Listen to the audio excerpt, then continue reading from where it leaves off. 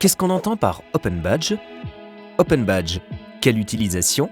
La première chose qui vient à l'esprit lorsque l'on nous demande une justification des compétences acquises et des performances, c'est de présenter des documents, diplômes et certificats, sur un support papier classique. Cependant, à ces pièces justificatives s'ajoutent souvent des distinctions décernées afin de valoriser des capacités particulières, telles que des certificats de stage ou des attestations de participation à des formations.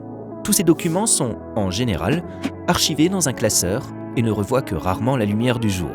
Il est aussi possible d'acquérir des compétences supplémentaires au cours de ses études et de sa carrière professionnelle.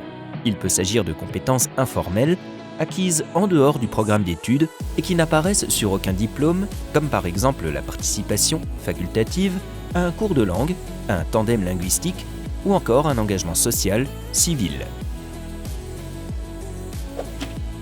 Il est souvent difficile de les nommer ou les justifier a posteriori.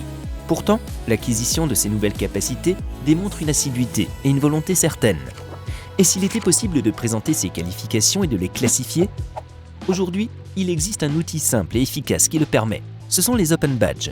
Mais que se cache-t-il derrière ce concept ? Il s'agit ici d'un système de badges numériques permettant de valoriser une performance acquise. Ces badges certifient de façon vérifiable les réussites, les compétences acquises et les qualifications personnelles de leurs bénéficiaires. Ils sont gratuits et ouverts à tous. Alors, comment fonctionne ce système ? Un badge peut être émis par des entreprises, des universités, des organisations professionnelles ou toute autre institution. Après l'attribution par l'émetteur, le badge est téléchargeable et peut être utilisé aussi bien on qu'offline. Ces badges peuvent ensuite être partagés sur les réseaux sociaux, être imprimés sur les CV ou les lettres de motivation. Pour les étudiants, il n'y a aucune limitation quant au nombre de badges. Ils seront alors stockés dans un sac à dos virtuel, permettant ainsi à l'étudiant de conserver un accès à ces badges même après la fin de ses études. Mais alors, comment faire pour obtenir les badges au sein de l'ISFATES ? À ce sujet, www.dfhi-isfates.eu/badge.